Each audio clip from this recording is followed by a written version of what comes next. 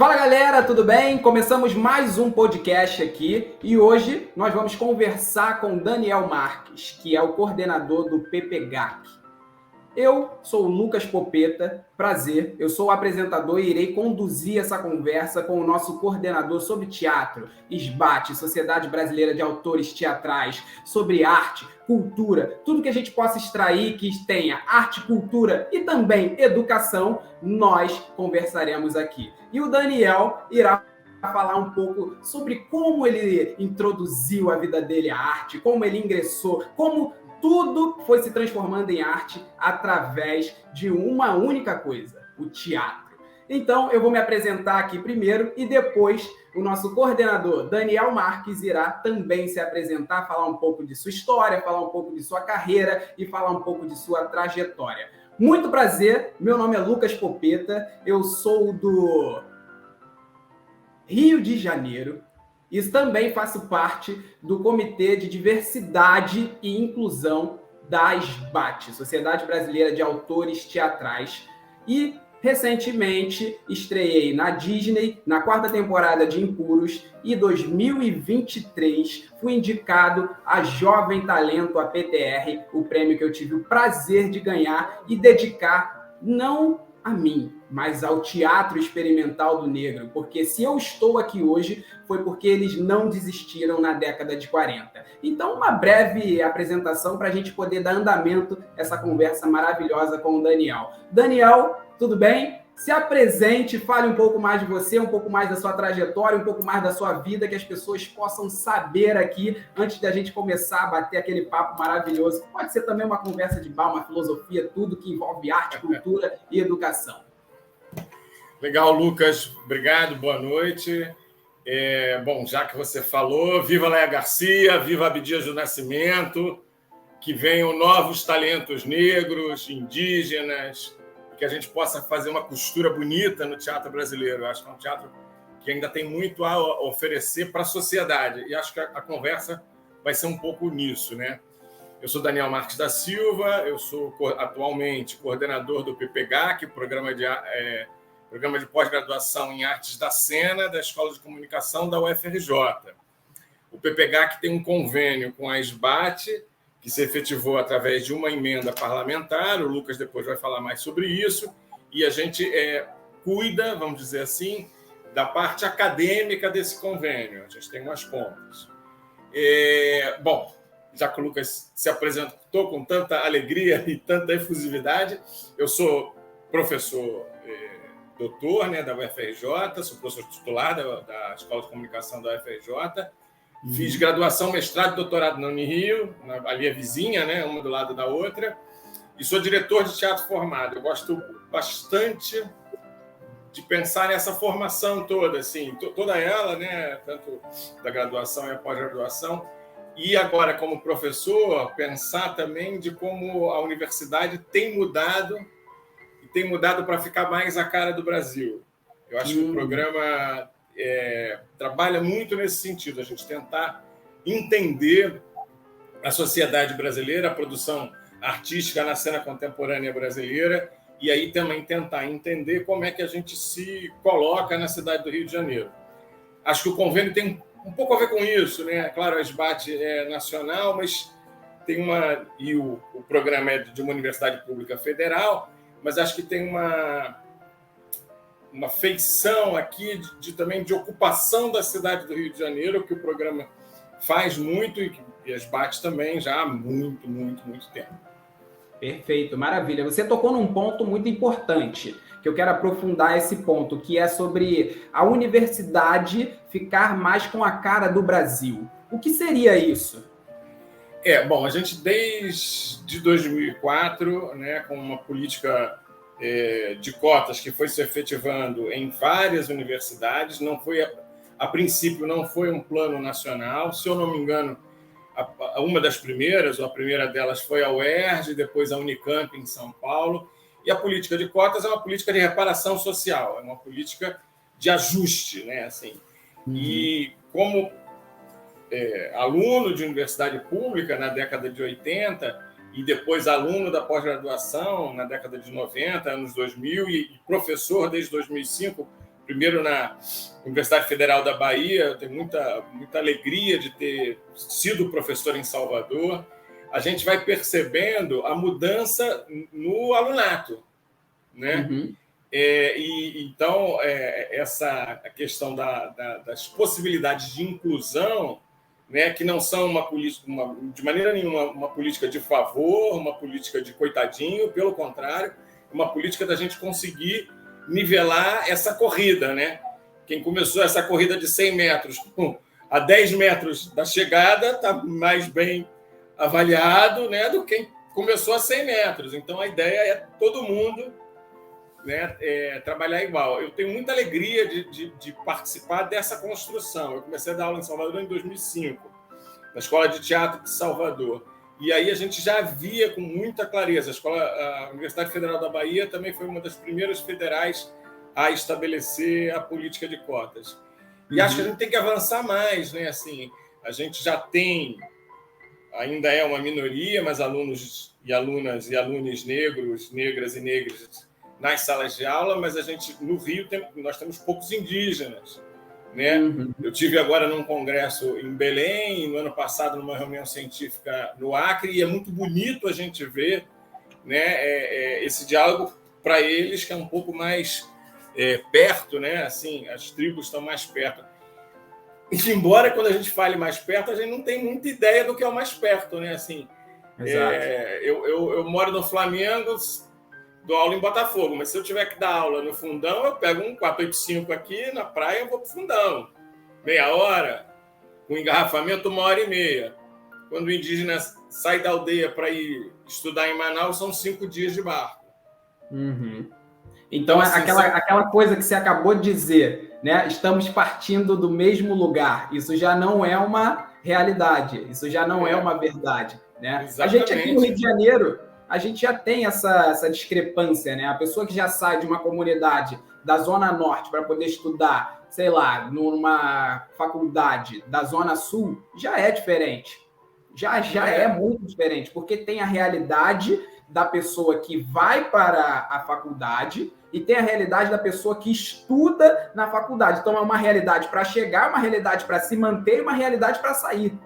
Exatamente. E a gente tentar entender isso institucionalmente é uma coisa. Então, tem os programas de ações afirmativas, as políticas de bolsa, mas a gente tem que tentar entender isso no dia a dia na sala de aula.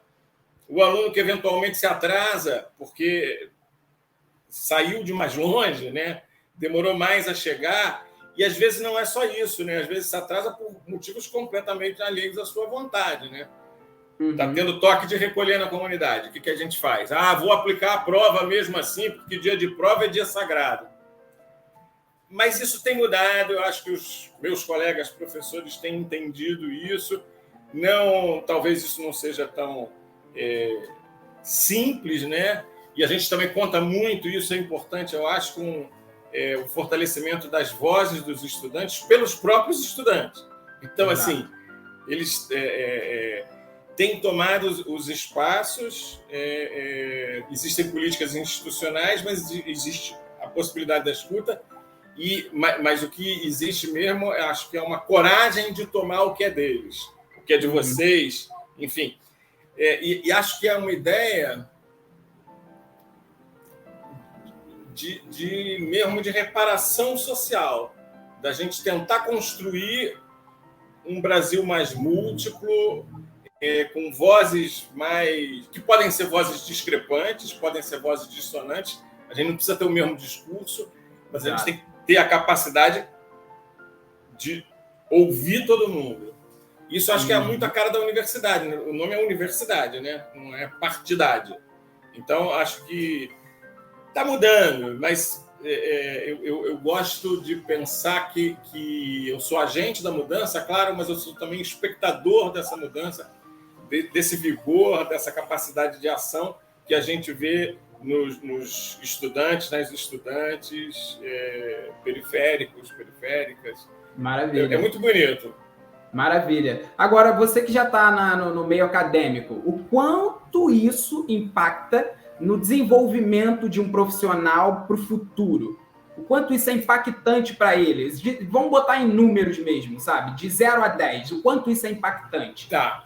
É legal você falar isso, porque, assim, a gente faz teatro, né? Exato. E aí é engraçado, porque, assim, eu pego alunos que já fazem teatro há alguns 5 meses, alguns nunca fizeram, alguns fazem há 10, 15 anos. É diferente de uma turma de neurocirurgia, né? Ninguém... eu sou um neurocirurgião amador e aí agora eu vou fazer a faculdade de medicina. Ninguém supera com neurocirurgião amador. Mas essa diferença eu acho que é importante para a gente, porque a gente tem que também contar não só com essa outra diversidade que eu falei, né? Geográfica, étnica, racial, de gêneros, mas também essa diversidade, no caso das escolas universitárias de teatro ou de artes em geral, também desse grande legado que as pessoas já trazem. Gente que está no rolê há muito tempo e trabalhando com dinâmicas que, para o nosso programa, são importantes, né? A gente, quando pensa em cena, a gente pensa em cena expandida. Então, o conceito, por exemplo, de carnaval, de desfile de escola de samba, de desfile de bloco, pode ser incorporado nesse conceito de cena expandida, né? As performances podem ser incorporadas nesse conceito de cena expandida e, claro, aquele teatro, digamos, mais tradicional, de texto, né? de sala a italiana também. E essa multiplicidade, para mim, é muito legal. E aí, é claro, que pensando nessa multiplicidade, eu não posso pensar que o saber que eu tenho ele é único, é unívoco, né? O teatro nasceu na Grécia Antiga e, bom, o máximo que a gente pode dizer é que o teatro grego nasceu na Grécia Antiga, né? Perfeito. O teatro que a gente trabalha na universidade, ele nasceu na Grécia Antiga, mas a gente tem que ir se abrindo para outras formas espetaculares que a gente tem, né? Sejam as formas das performatividades populares, né? Das performatividades indígenas, afro-referenciadas, e isso de novo, como a sociedade, né, vai fazer uma cena mais plural. É um momento muito difícil, eu acho, porque toda pactuação ela é lenta, claro, às vezes ela se dá por rusgas, né? Mas eu acho que essa pactuação aponta para um futuro melhor. Perfeito. Eu acredito no futuro melhor. Né? O Paulo Freire falava do esperançar, né? Que é diferente do esperar. O esperançar é uma espera ativa, né? Isso é muito bonito, assim. A gente tem que construir isso que a gente está vislumbrando. Exatamente. Esse verbo criado pelo Paulo Freire, ele foi muito incorporado nas ações do Abdias Nascimento. O esperançar, né? O esperançar é que hoje eu sinto muita falta, assim, do artista, principalmente do artista, o ator de teatro, ou artista de teatro, ou artista que se forma dentro de uma escola, de saber a sua própria história, né? A história do nosso teatro, a história da nossa dramaturgia, a história das nossas narrativas, as construções, né? Que isso abre porta hoje, se a gente chega num contemporâneo hoje, é porque surgiu alguma coisa lá atrás, né? Mesmo que tenha começado, assim, vamos supor, pegar no século XX, no TBC, ali surgiu alguma coisa. Teatro Brasileiro de Comédia veio com alguma coisa, que ali dentro dos signos eles foram inovando, eles foram trazendo, mesmo com encenadores ou diretores italianos, trazendo uma linguagem mais, um pouco mais italiana, mas com um reflexo do Brasil. Que aí no último signo do TBC a gente já tem o Antunes, a gente já tem as dramaturgias de Jorge Andrade também, a gente já tem meio que uma transição, né? Paralelo a isso, o Teatro Experimental do Negro, com toda a recuperação da arte negra, com toda a recuperação e valorização educacional, histórica, artística e cultural de toda a população negra que foi... alguns, né, foram apagados, censurados, né, e vamos agradecer principalmente a Abdias Nascimento, que trouxe, inovou através de uma paulada que ele levou, né, que ele viu um ator branco pintado de preto e falou, não, isso tem que mudar, isso fora do meu país está acontecendo, imagina o meu país, então vou trazer isso. o quão isso é importante, esse arcabouço, esse vocabulário cultural na formação de um jovem artista de teatro. Na sua opinião, o quão isso é importante? Eu acho que você tocou em vários pontos assim, bem interessantes, né? Esse processo de renovação da cena brasileira, que começa com o TBC, o papel do Abdias, que o papel do Abdias ele se costuma falar somente de conquistas ou de avanços na questão da incorporação do ator e da atriz negra. Eu acho que isso é um dado, mas acho que tem um dado ali de uma poética e de uma estética forte, potentes e que transcendem, embora estejam intrinsecamente ligadas, transcendem a essa referência de ser um teatro negro, né? Sim. Isso é um dado importante também, porque eu acho que às vezes a gente fica... o Augusto Boal faz teatro político. É muito curioso isso, né? Tem as nomenclaturas. Acho engraçado que alguém fala assim, não, Zeca Pagodinho é um excelente sambista. Cara, Zeca Pagodinho é um excelente cantor. Ele canta qualquer coisa, ele é um músico, né? Não se referem ao Martinho da Vila como um compositor, se refere como um sambista. Não, Martinho da Vila é um compositor. Para mim, hoje um dos maiores intelectuais brasileiros. Ele, o Paulinho da Viola, porque é uma produção que costura, né, letra, melodia e ritmo, produzindo um conhecimento que é incrível. E acho que a gente tem que levar isso em consideração, né? Acho que a gente tem que insistir nessas histórias. Agora eu mudei completamente uma ideia que eu tinha de semestre. Ainda estamos nas primeiras aulas. Eu estou dando uma disciplina no curso de graduação que chama Direção 1, e agora eu vou incorporar alguma coisa e trabalhar, sobretudo, com as frases, né, e a ideia de teatro do Aderbal Freire Filho. Porque eu acho que é meio esquizofrênico, né? Assim, cara, o Aderbal morreu. O Aderbal foi um dos fundadores do curso de direção teatral da Escola de Comunicação, um dos professores fundadores. E aí a gente fala com ele com saudade. Não, quero ver isso que você falou, né? Como é que ele está nessa construção desse curso e na construção, claro, do teatro brasileiro e do teatro carioca. Acho que a história é importante. A história é a minha mulher é historiadora do teatro, né? E ela fala muito. A história é uma ferramenta crítica. A gente trabalha com uma ferramenta crítica. Ela é uma ferramenta, ela não explica tudo, mas ela é uma ferramenta que a gente deve operar. Acho bonito você ter esse conhecimento e essa paixão também pela história do teatro, porque eu acho que nos alimenta. E acho que tem uma... Pode seguir. Não, porque eu acho assim, é um ponto muito... É um diferencial, podemos dizer assim, porque me colocando em destaque, para poder explicar tudo isso que eu vou dizer agora, que é um diferencial de, vamos supor, mesmo a gente falando de TBC, a gente falando de Arena, a gente falando do Oficina, a gente falando desses grupos e desses movimentos que foram revolucionários para a nossa cultura, a gente ainda sente falta de diversidade, né? E o teatro experimental do negro, ele vem com isso, ele vem com a diversidade dos negros ali dentro daquele grupo, daquele movimento. Mas os negros não eram apenas negros, né? Eram pessoas, eram identidades que foram recuperadas ali. E a partir do momento que a gente toca nisso, a gente cria a famosa referência. Quando a gente tem referência, a gente sabe o norte que a gente vai seguir.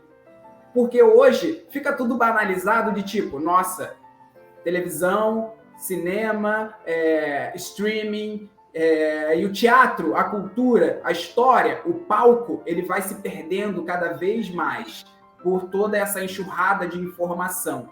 Então, recuperar essa história do teatro, valorizar e enaltecer as nossas referências, seja ela qual for, é importante porque nos faz relembrar e vivenciar o que já foi feito aqui.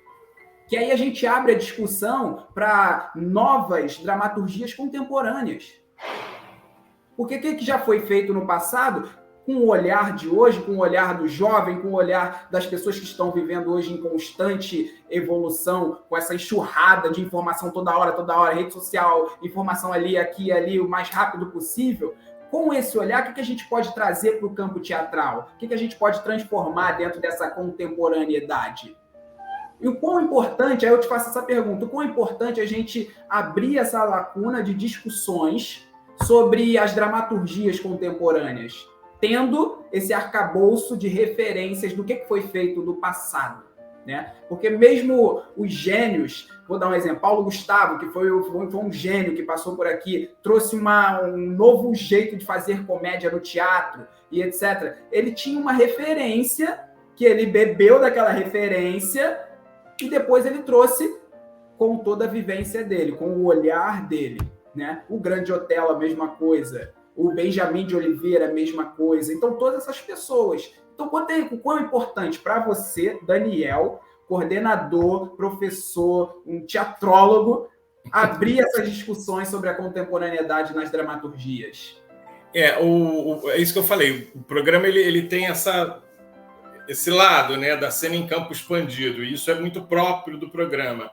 É legal você falar do Grande Otelo. O Grande Otelo é uma grande referência para mim. Eu trabalho com comédia popular, eu estudo circo popular brasileiro. E a minha tese de doutorado foi sobre o Benjamin de Oliveira. Eu trabalhei com os textos dele, que são documentos que estão aí, né, estão nos acervos, e a gente acaba não olhando, não lendo. E vendo os textos do Benjamin de Oliveira, é impressionante assim, a gente falar do conhecimento que ele tem de teatro, de dramaturgia. Porque é isso, de novo, né? Fica essas figuras, aí elas acabam quase como figuras folclóricas, né? E tudo bem, acho que a gente, se a gente for falar e usar isso como chave para falar, tudo bem, que a gente tem que falar. Mas no caso do Benjamin de Oliveira, um conhecimento intrínseco da escrita dramatúrgica. Então, eu estudei 11 textos, eu acho, dele. Alguns eram adaptações de romance, muitos eram melodramas, e a escrita do melodrama tem uma escrita toda própria, e um era um teatro de revista. E a peça de teatro de revista é uma peça muito específica, né? Porque ela contém um fio de narração e vão entrando cenas intercaladas. Para o circo isso é ótimo, porque aí entra toda a companhia, né? Entra do palhaço ao trapezista, né? Todo mundo tem espaço ali, né, nessa configuração. Agora, isso é o Benjamin como autor teatral. O Benjamin como encenador, que é um lado também que a gente vê pouco, ele fez uma adaptação dentro do Picadeiro do Circo, sem fosso de orquestra, sem lugar para o ponto, da Viúva Alegre, do Franz Lier, que, né, é uma opereta francesa. Acho que eu errei aqui, acho que a opereta não é francesa, acho que é austríaca. Mas desculpe. Mas, enfim, e aí é uma operação de como é que faz isso dentro do circo. Não era um circo de lona, era o que a gente chama de circo de pavilhão, né, numa construção, mas também não era um teatro fechado. E conhecer essa história eu acho interessante, porque essa história ela alimenta as possibilidades também de diversidade. Porque, assim, o caso do Benjamin de Oliveira, e acho que o caso do Grande Otelo, o caso normalmente do comediante popular, é assim: resolve o problema. Eu tenho um problema, como é que eu resolvo o problema? E isso é muito interessante de pensar, porque você tem um conhecimento intrínseco, porque parece que, às vezes, uma ninfa, um anjo, né, alguém toca na cabeça do cara e o cara resolve. Não. Ele resolve porque ele tem muito conhecimento intrínseco da cena. Exato. Esse é um outro lado que eu acho bonito de tentar entender também a história do teatro, tentar entender essas histórias subalternas, essas histórias marginais e desprezadas, né? Hoje, o Benjamin é um grande ícone, mas durante muito tempo a gente não falava nele, né? Exato. Tem um dado... Eu estava estudando para vir conversar aqui com você hoje. Estou adorando o jeito que você está conduzindo isso, Lucas. E aí eu abri lá a página da SBAT. Aí tem aquela foto, né? Aquela foto icônica, né? Toda referência que se faz à SBAT, fundada em 1917, Chiquinha Gonzaga. Chiquinha Gonzaga já era uma compositora experiente, uma autora de teatro também experiente, né?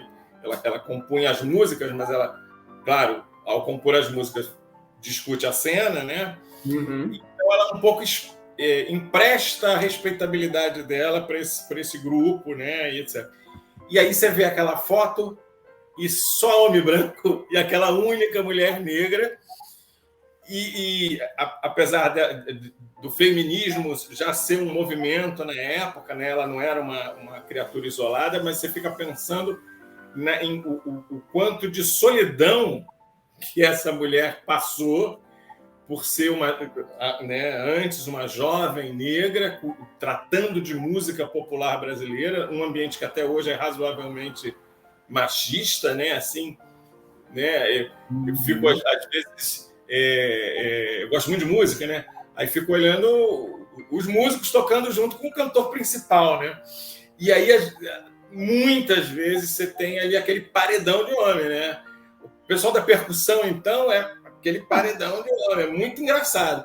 Tem uma moça, uma pandeirista, percussionista, eu não sei o nome dela, cara, eu tenho que saber o nome dessa moça. Ela toca com o Jorge Aragão. E ela, primeiro, é um absurdo, é uma percussionista incrível. E aí é muito legal ver ela ali, porque o resto da cozinha, né, que a gente chama ali, o pessoal da percussão, é todo masculino. E eu fico pensando, vendo aquela foto hoje, agora há pouquinho, fiquei pensando na solidão da Chiquinha Gonzaga. E aí, agora, né, 100 e alguns anos depois, eu não sou nem de humanas, eu sou de arte, né? Para fazer as contas fica difícil. Mas 100 e alguns anos depois, ter um comitê de diversidade e inclusão na SBAT, eu acho um negócio muito lindo, porque assim, é quase assim, olha, dona Chiquinha, a gente está cuidando aqui do que você começou. Isso é muito bonito, né? Assim, ou seja, entender que tem uma história, tem um legado, mas entender... quando eu penso no futuro, não esqueço do passado, diz o Paulinho da Viola. E é exatamente isso. Eu olho para frente, mas eu sei que tem coisa atrás. Isso é muito bonito para mim. Parabéns por estar somando forças agora nesse período de reconstrução da SBAT. Acho que o projeto com o programa tem a ver com isso. Eu fico muito feliz mesmo. Com certeza. Com certeza. Não, a missão é sempre dar acessibilidade, né?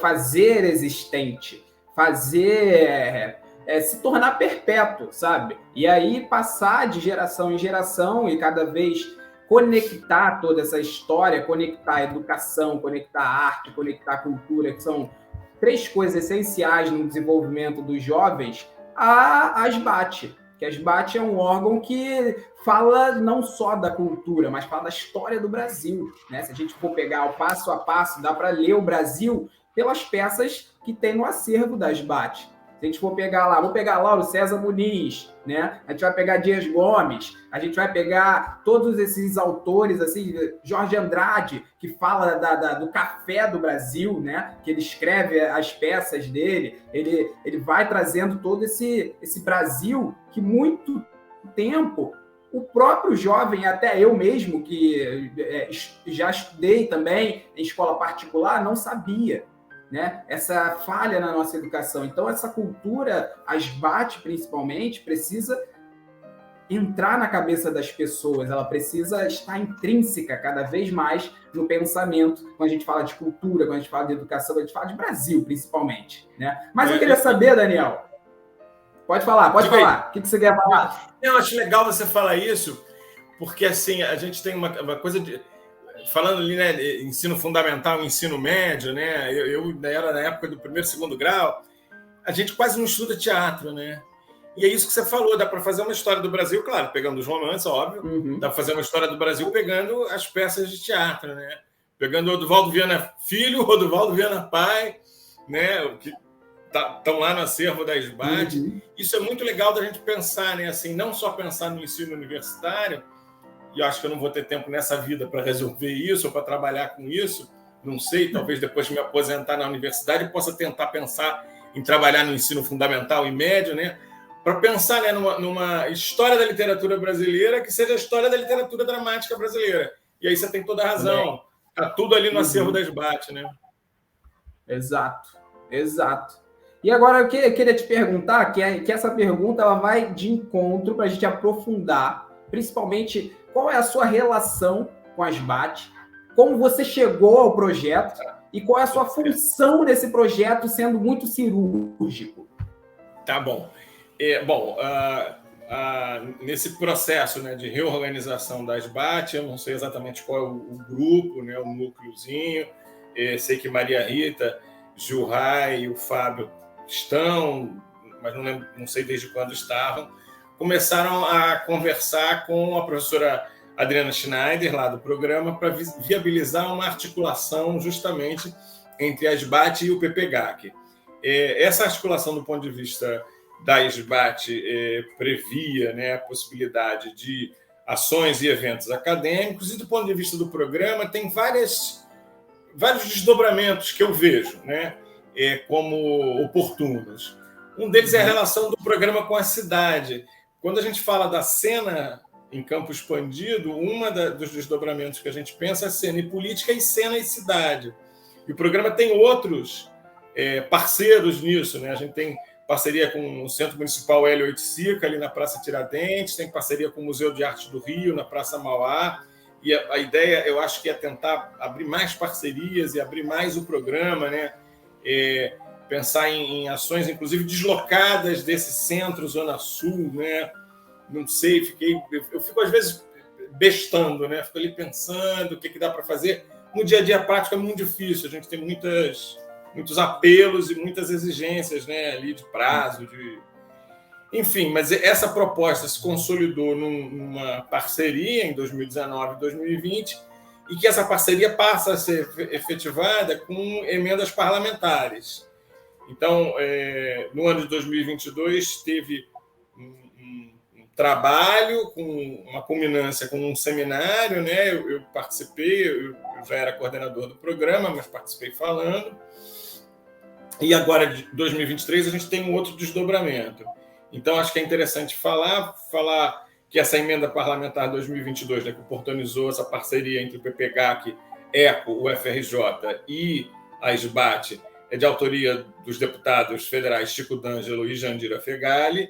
E agora, 2023, de novo, a deputada Jandira Fegali e a deputada Benedita da Silva. A gente tem que falar dessas pessoas.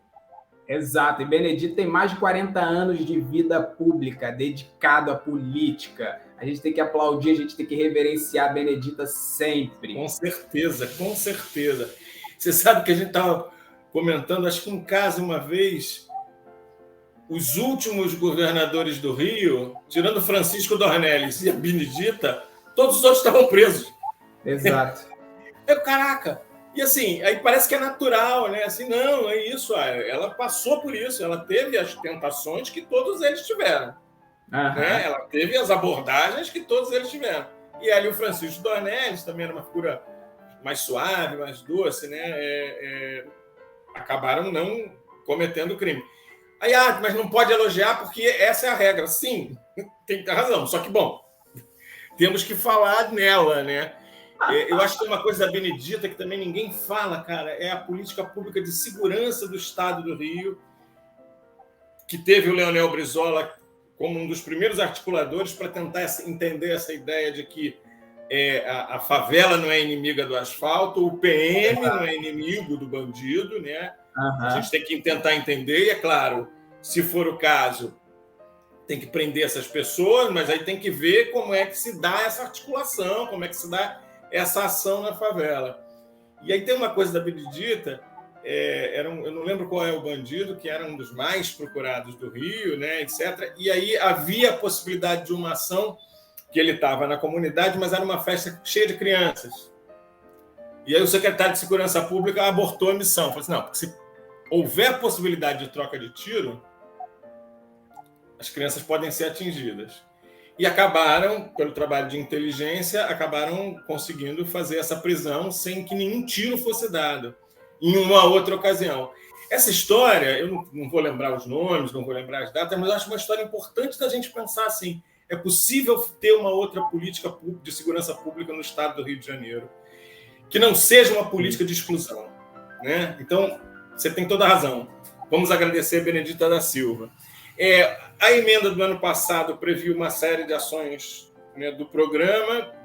A professora Alessandra Vanucci trabalhava com o LEP e ela fez alguns podcasts, uma série de podcasts de leituras dramáticas. A professora Carmen Gadelha trabalhou com as publicações. Acho que foi editada uma revista, outra vai sair agora, a revista da SBAT, né, voltou a ser editada com essa nova reestruturação. Uma saiu já, vai sair uma outra agora e está sendo previsto um terceiro número. O professor Gilson Mota, que era o antigo coordenador, trabalhou com o acervo da SBAT, e o professor Manuel Frix, que é professor do PPGAC, com o FRJ, mas é professor da graduação de Engenharia da Produção da Unirio, trabalhou com um braço lá para fazer todo um mapeamento de informações da SBAT, né? Os sócios, quem é sócio. É um negócio incrível assim, a apresentação dele, o professor Manuel Frix, da Engenharia de Produção da Unirio, mas professor do PPGAC também, professor Vicente, agora me parece que está sendo a professora. Eu estou olhando a minha cola aqui, né, Lucas? A professora sempre bom.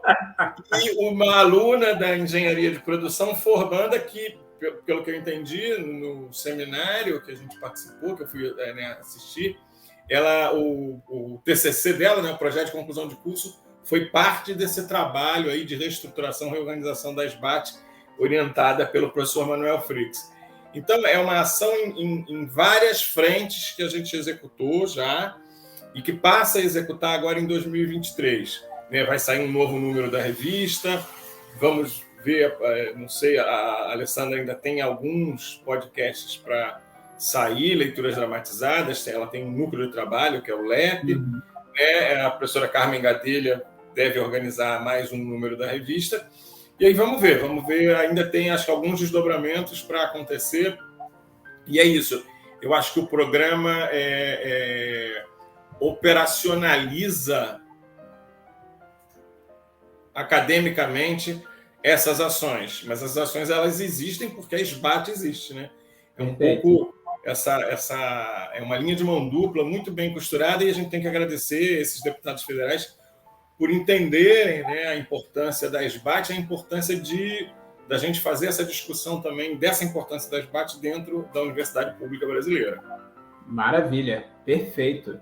Agora uma curiosidade, quando você ingressou nessa vida artística, quem era a sua referência? Isso é interessante pensar. Eu entrei para a Unirio, já fazia teatro, né? Eu fui criado em Igreja Batista, hoje em dia não frequento mais, mas fui criado em Igreja Batista.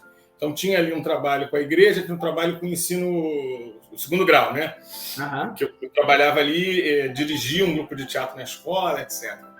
E aí resolvi, eu fiz 2 meses de história na UF e acabei não continuando no curso. E é curioso, porque, num certo sentido, trabalha um pouco com a história do teatro brasileiro. Mas aí entrei em 1985 na Unirio. Veja você, meu bom Lucas. O ano do Rock in Rio. Eu sei porque eu saí do Rock in Rio para fazer o vestibular, literalmente. E para mim foi muito forte a vida acadêmica como aluno. Não é para todos os colegas, e não acho que tenha que ser, né? Cada um, né, tem esse enfrentamento, né? Como eu até falei, você pode fazer teatro sem se passar pela universidade, né? Sim. A gente estuda essas pessoas que não fizeram universidade de teatro. Agora é curioso você pensar nas minhas referências. Eu vou arriscar umas coisas aqui, porque acho que tem referências que são até antigas, assim, de ver na televisão, que na época passava comédias brasileiras. Então eu lembro de ter visto Oscarito e Grande Otelo. Muito. Essa ideia também do programa de humor, que hoje o formato está um pouco diferente, mas eu lembro muito de ver Jô Soares, Chico Anísio. Chico Anísio é o maior compositor de tipos do mundo, né? Uma coisa assim fabulosa, 200 e tantos tipos. É um cara que eu acho que devia ser mais estudado, né? Assim como... E eu tinha essas referências de televisão. E eu tinha umas referências de televisão, e é isso, tenho que confessar que eram mais as de televisão do que as de teatro. Eu tinha umas referências de televisão dos Trapalhões. E hoje, é muito bonito para mim hoje pensar que eu estudo circo também, porque um dia eu vi Didi e Dedé dando tapa na cara um do outro. Hoje em dia, é claro, o humor dos Trapalhões a gente tem que tentar referenciar historicamente, não pode também só condenar, tem que tentar referenciar historicamente. Está sendo lançado, né? Não sei, acho que ainda não foi lançado, um filme, uma cinebiografia do Mussum, com Ailton Graça fazendo o Mussum. Passou no Festival de Gramado. Ele foi premiado no Festival de Gramado, o filme foi premiado. Acho legal falar do Mussum. Mussum é um artista múltiplo, né? Assim, um grande sambista e um compositor de tipos, né? Muito expressivo, muito, acho que tem uma figura humana também muito interessante, assim, muito. Eu acho lindo beber uma cerveja com o nome de Cacildes por causa do Mussum. Eu acho que tem um arco assim que se fecha. Não sei enfim, se eu estou sendo leviano, mas assim, tem um arco que se fecha assim na felicidade, né? Que eu acho que esse comediante popular, que é o caso do Renato Aragão, do Dedé Santana, do Zacarias, que eu esqueço o nome, e do Mussum, que é Antônio Carlos Gomes, né? Antônio Carlos Gomes, acho que é isso, desculpe. Bernardes, obrigado. Antônio Carlos Bernardes. Isso, obrigado, desculpe. Desculpe, Mussum. Que é um compromisso com a felicidade do povo. E a gente não leva muito isso em consideração, né? Esse comediante popular, ele tem um compromisso com a felicidade do povo. Então, eu tinha muitas essas referências. Depois, na faculdade, é claro, você vai aprendendo e vai vendo outras coisas, e aí pensa... Eu passei por uma fase muito grande de teatro mais experimental e de tentar entender isso, mas esse teatro popular, ele sempre foi um apelo muito bonito para mim. Assim. Eu acho que tem um papel fundamental de transgressão da sociedade. A Dercy Gonçalves quase fala palavrão na televisão na época da ditadura. Ou Costinha, né, que às vezes nem precisava falar. Né? Ele fazia umas caretas nessa época da ditadura. Tem um lado de transgressão que a gente hoje pode pensar e absorver, que talvez na época a gente não tivesse instrumentos para isso. Então, acho que as minhas referências são esses produtores de alegria e de felicidade que eram da época, né, e que hoje ainda são, para mim, muito importantes. Não à toa eu acabo... No mestrado eu estudei o Luiz Peixoto, que não é sócio fundador da SBAT, mas é um dos primeiros associados da SBAT, um autor teatral do início do século XX, que fazia muita peça de teatro musicado, muita peça popular.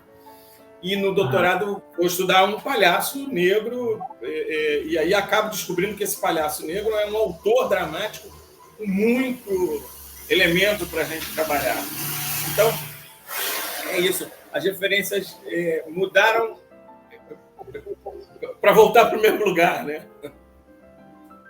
Isso eu acho legal. Exatamente. Assim, não estou falando que eu sou legal, não. Estou falando que tem um passeio aqui. Sim, com certeza. Com certeza. A gente já está encerrando. Eu sei que o papo fluiu.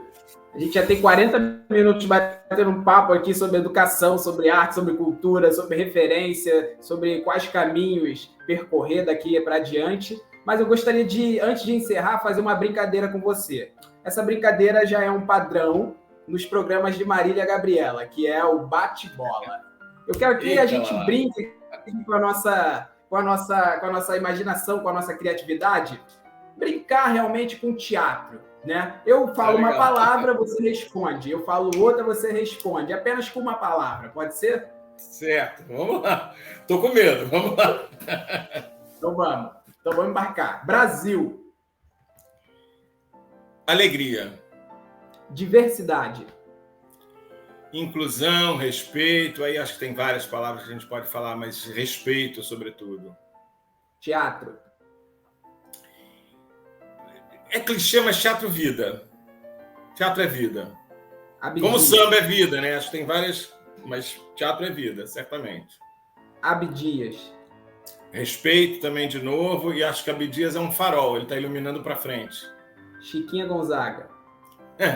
Chiquinha Gonzaga eu lembro das músicas, porque esse autor que eu trabalhei... Desculpa, eu não consigo falar uma palavra só, né? Mas músicas. Esse é o intuito.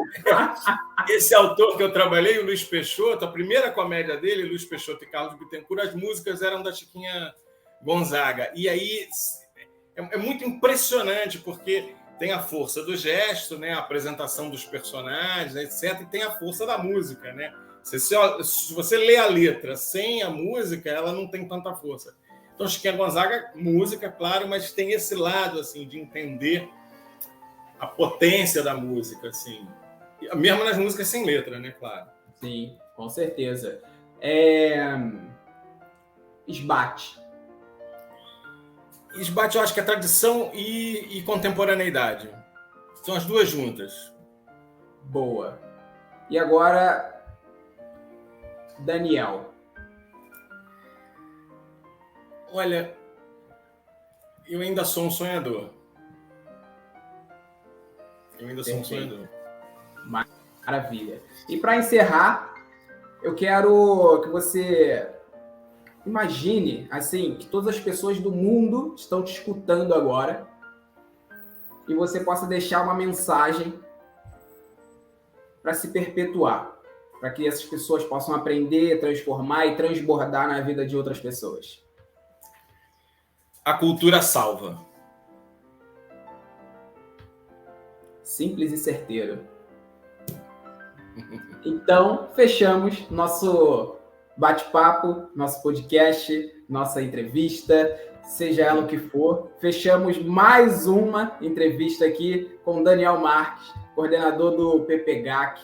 Falou sobre a transformação dele, falou sobre as referências, falou principalmente sobre teatro brasileiro, esbate, a relação dele com a cultura, com a arte, com a educação, e nos presenteou com esse belíssimo discurso de final simples e certeiro sobre a educação, sobre a cultura, sobre a arte, o que ela pode provocar na sua vida, o que ela pode contribuir e o que ela pode transformar através da sua vida, não sendo uma única pessoa, mas uma comunidade, o seu grupo, a sua cultura, o lugar de onde você veio. Então, a partir de agora, fechamos a nossa entrevista, o nosso bate-papo. Espero que você aí, que escutou, que assistiu, que se deliciou, seja transformado por tudo que levantamos aqui, com todo esse conteúdo e material riquíssimo, para que você possa se deliciar cada vez mais e debruçar e beber e se afogar com cultura, educação e arte. É isso, fechamos aqui. Eu sou Lucas Popeta e fechamos mais uma entrevista aqui nesse podcast maravilhoso com Daniel Marques, o coordenador do PPGAC. Muito obrigado, Lucas. Boa noite a todas, todos e todes. É isso.